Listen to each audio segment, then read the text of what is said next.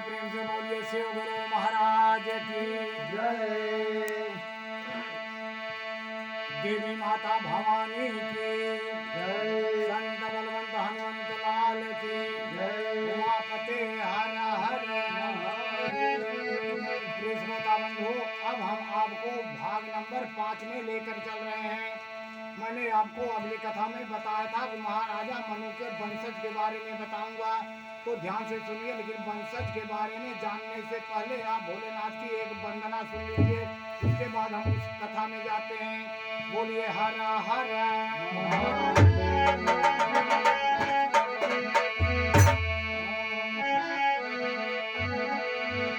अरे तोहरे दरस बिना,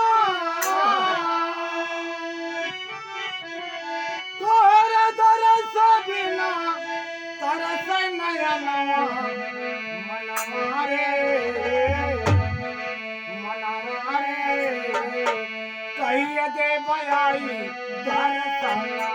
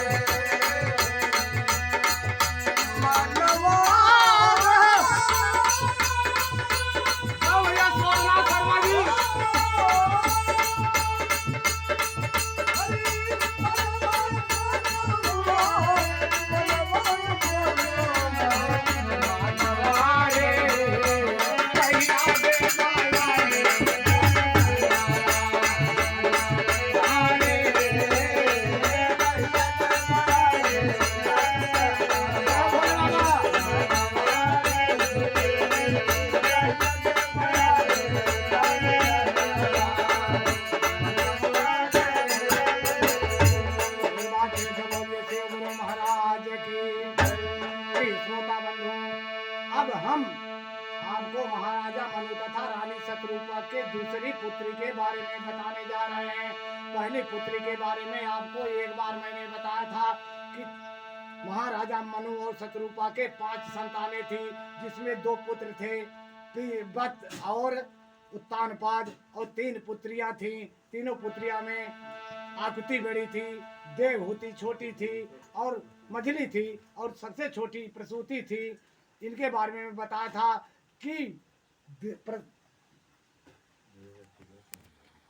बारे में मैं बताया था कि जो बड़ी पुत्री थी उनकी शादी, 1 मिनट काटो, प्रिय श्रोता बंधु, पिछले भाग में बताया था, भाग नंबर 2 में रानी शतरूपा महाराजा मनु की बड़ी पुत्री जो थी, उनका विवाह धर्मरुचि प्रजापति से हुआ था। उनसे 2 संतानें पैदा हुई थी। एक खुद विष्णु अंश से यज्ञ पुरुष हुए थे और लक्ष्मी जी के अंश से दक्षिणा हुई थी। इन दोनों का आपस में विवाह हो गया था। बाद में चल करके दोनों की 12 संतानें पैदा हुई और 12 संतानों पैदा होने के बाद उस समय मारीच नाम के आज जो थे वो सब ऋषि हुए थे और यही चल करके यज्ञ पुरुष जो है भगवान यज्ञ देवताओं के राजा इंद्र हुए थे। यह कथा मैं पिछले भाग में आपको बता दिया था, लेकिन अब यहाँ अगले भाग में देखिए श्रोता बंधु, अब हम आपको दूसरी पुत्री देवहूति के बारे में बताने जा रहे हैं। ध्यान से सुनिए। महाराजा मनु रानी शतरूपा ने अपनी दूसरी पुत्री का विवाह ब्रह्मज्ञानी कर्दम मुनि के साथ कर दिया था। मैंने आपको पहले बताया था कर्दम मुनि ब्रह्मा के मानस पुत्र थे, यानी उनकी छाया से पैदा हुए थे। यह वेद विदित है कर्दम मुनि से कर दिए गए, क्योंकि कर्दम मुनि ब्रह्मज्ञानी थे, बहुत बड़े ज्ञाता थे। महाराजा मनु रानी शतरूपा ने जब यह विवाह कर दिया तो समय आने पर मुनि कर्दम और देवहूति से 10 संतानें उत्पन्न हुई। लोग यहाँ बताते हैं कि 9 कन्याएं हुई थी, लेकिन मैं बताता हूँ यहाँ पुराणों से निकाल करके कि 10 संतानें हुई थी। उसमें से एक पुत्र जो था वह खुद भगवान विष्णु के अंश से कपिल देव महाराज जी आए थे पुत्र रूप में, और 10 संतानें उत्पन्न हुई थी, जिनमें एक पुत्र वही था। और पुत्र रूप में अंतिम समय आए थे। अंतिम समय में जिस समय 9 पुत्रियां पैदा हो गई, भगवान के बड़े आग्रह से वह पुत्र आया था, लेकिन भगवान का अंश अवतार था। और पुत्री रूप में जो 9 कन्याएं पैदा हुई वह इस प्रकार थी। किस प्रकार? एक बार फिर से बोलिए शिव गुरु महाराज की। मैंने आपको बोला कि महा मुनि ज्ञानी ब्रह्म ज्ञानी कर्दम मुनि और देवहूति से 9 कन्याएं हुई। 9 कन्याएं कौन सी हैं उस पर आप विचार करिए, यानी गौर कीजिए और ध्यान दीजिए। कला नाम की कन्या हुई, पहली कन्या हुई जो महामुनि मारीच से ब्याही गई। दूसरी पुत्री हुई अनसुईया जो महामुनि अत्रि से ब्याही गई। श्रद्धा तीसरी पुत्री हुई जो महामुनि अंगिरा से ब्याही गई। और हविर्भुव पुलस्त मुनि से ब्याही गई। गति हुई पुलह महाराज से ब्याही गई। साध्वी क्रिया हुई क्रतु से ब्याही गई। ख्याति हुई भृगु से ब्याही गई। अर्घंती हुई मुनि वशिष्ठ से ब्याही गई। शांति चित्त हुई ऋषि अथर्वा से ब्याही गई। प्रिय श्रोता बंधुओं, अब इन कन्याओं के वंशज के बारे में सुनिए। जो पहली पुत्री मारीच और कला से पैदा हुए संतानें, उनके बारे में सुनिए। मारीच और कला से 2 पुत्र तथा 1 कन्या पैदा हुई। पुत्र रूप में कश्यप महाराज आए और दूसरे पूर्णिमा आए। और पुत्री रूप में देवकुल्या कन्या के रूप में आई। यही देवकुल्या दूसरे जन्म में श्रीहरि के चरण धोवन से देव नदी गंगा के रूप में प्रकट हुई थी। प्रिय बंधु बोलिए हर हर। अब दूसरी कन्या अनसुईया के बारे में सुनिए। इनसे 2-3 पुत्र पैदा हुए। 3 पुत्र में पहले पुत्र थे दत्तात्रेय महाराज जो भगवान विष्णु के अंश से थे। मुनि दुर्वासा थे जो भगवान शंकर के अंश से थे। चंद्रमा हुए जो ब्रह्मा के अंश से। ये कथाएं आपको मैं बाद में सुनाऊंगा, ये किस अंश से किस कारण और कैसे पैदा हुए। प्रिय बंधुओं, तीसरी कन्या श्रद्धा से 6 संतानें उत्पन्न हुई। पुत्र रूप में साक्षात भगवान उतथ्य जी हुए। ब्रह्मनिष्ठ दूसरे पुत्र ब्रह्मनिष्ठ बृहस्पति जी हुए। और कन्या रूप में 4 कन्याएं आई।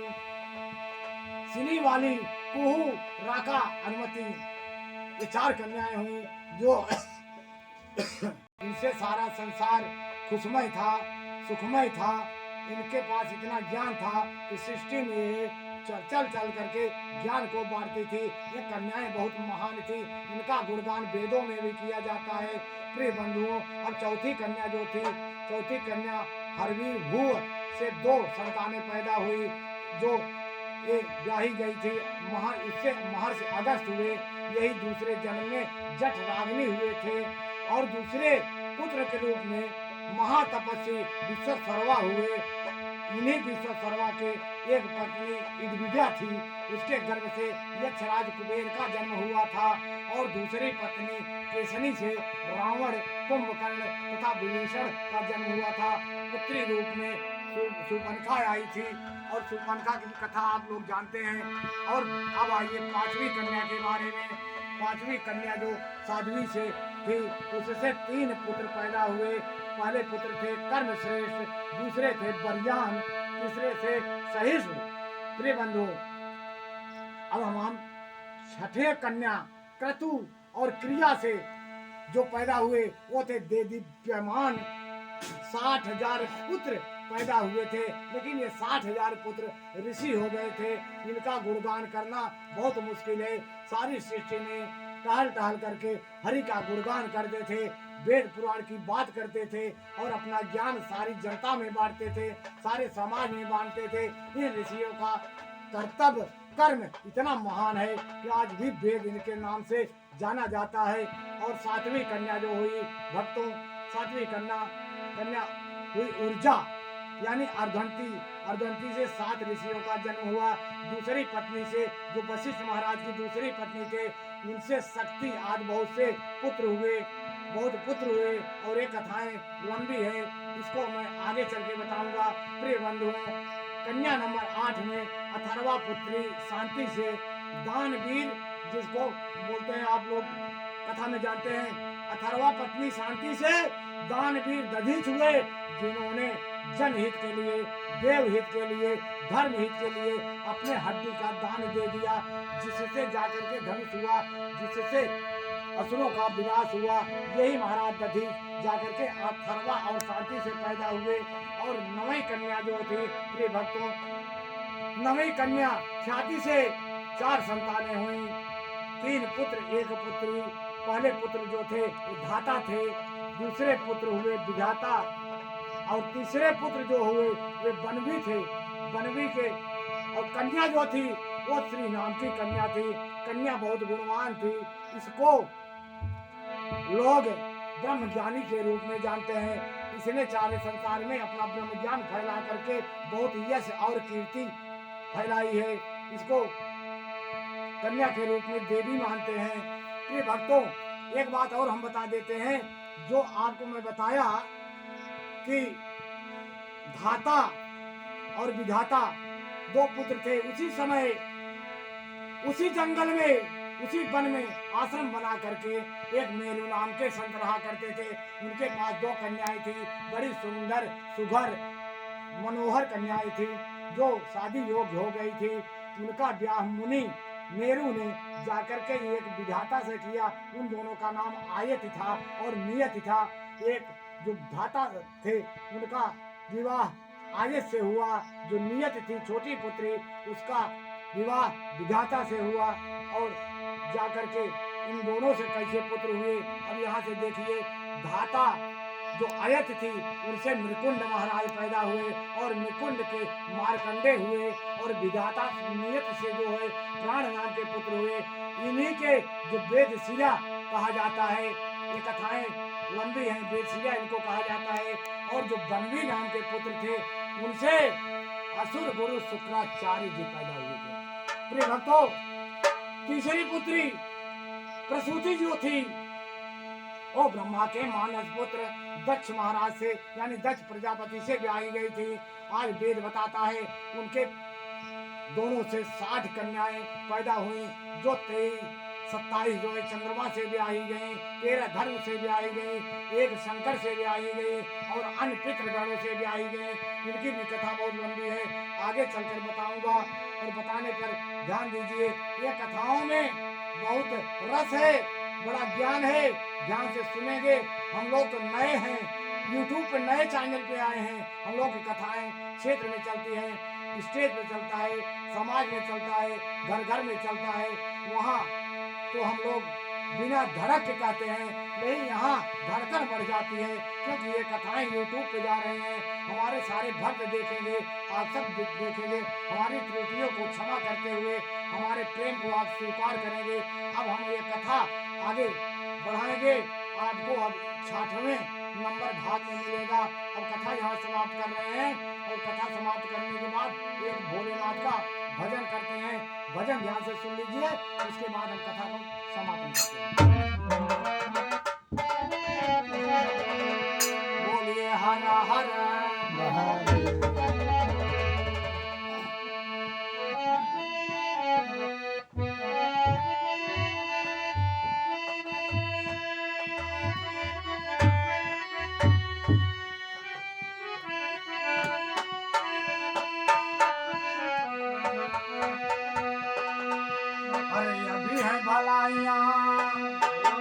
भक्त लोगों ध्यान से सुनो, अभी है भलाइयाँ छोड़ दे बुराइयाँ, अभी है भलाइयाँ छोड़ दे बुराइयाँ, हरि के चरण